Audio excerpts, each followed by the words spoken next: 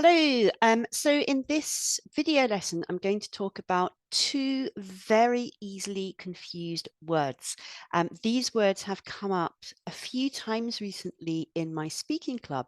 So I thought I would make a very quick video lesson to just explain the differences between say and tell.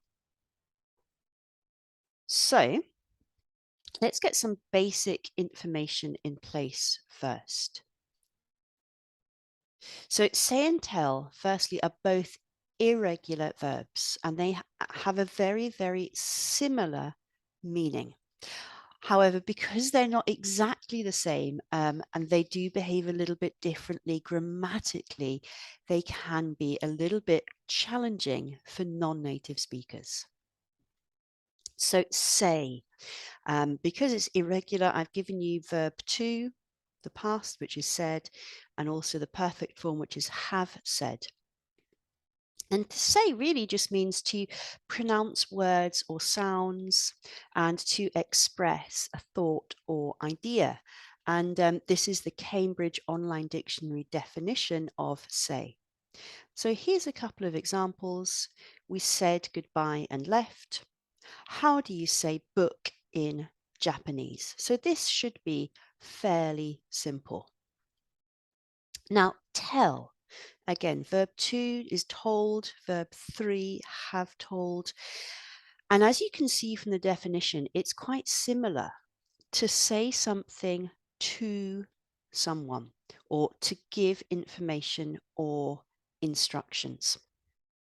So when we look at this, we can start to see the differences between the two words. This one is the simple act of producing sounds and words. But when we get to tell, we have this idea of direction. So if you tell, you are kind of saying stuff, but you're giving it to someone, okay? And it's often used for information and instructions. So he told me his name.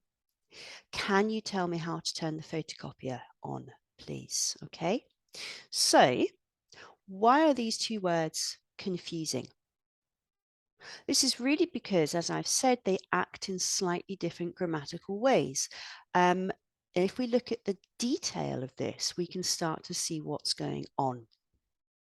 So tell can often have two objects, an indirect object, which is a person, and a direct object, which is the kind of thing that we are talking about. Okay, so he told me he didn't want to go to the party.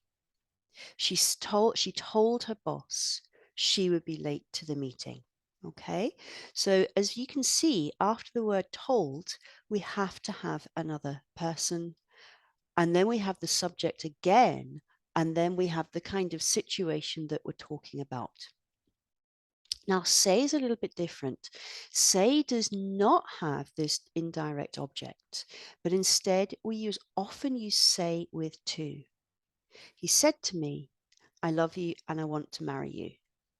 She said to her boss, I work hard and I deserve a pay rise.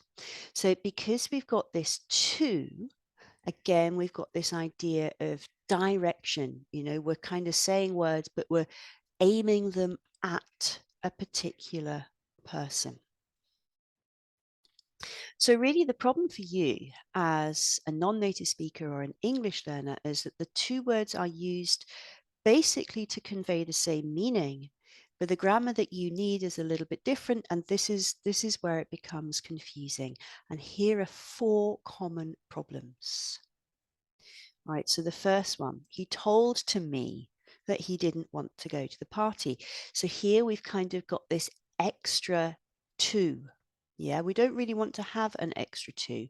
We just want to have told me. Okay, so we would take that out. The next one, she say me she will be late. So apart from the fact we have a problem with the tense, you really need to have your preposition in here. You need to have to. She said to me she would be late.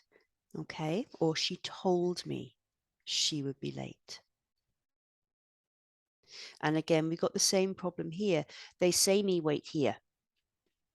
This is going to be much better as they told me to wait here. Or they said that I should wait here. And again, here's another problem. My boss told don't be late. So there are two things you can do here. My boss said don't be late because we've got some reported speech and that's going to work a little bit better with said. My boss said don't be late. Or my boss told me not to be late. So there's a couple of different things you can do here. Now, finally, before we finish, let me just get rid of that X because we don't need that anymore. Here's a few examples of some idioms that, of course, break these rules.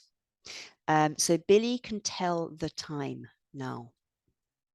And when children are learning to tell the time, it means that they can say 1 o'clock, 2 o'clock, 3:30, 7:45.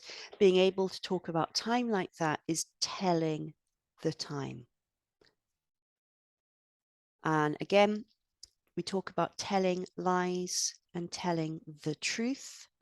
And the reason for the different articles is because lies are countable, but the truth is uncountable. You can't, well, you can have countable truths, but usually it's uncountable. So don't tell a lie, tell the truth.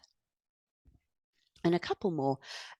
Tell it like it is. If you tell it like it is, you're honest about a bad situation. Okay, so it means you don't want anything to be hidden.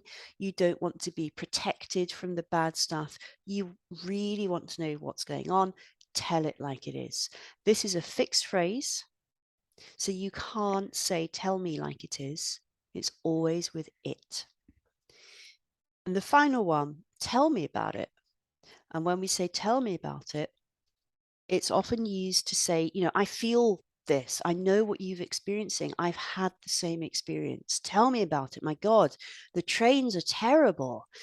So you're kind of expressing a shared feeling or a shared experience. It's usually negative. So I hope that very quick video lesson was useful for you. These two words, as I said, they're easily confused. If you have any questions, please let me know. If you want to put an example sentence or two below the video in the comments, you are welcome to do so. My name is Sarah. I am an English teacher and language anxiety coach, and thank you very much for watching this video.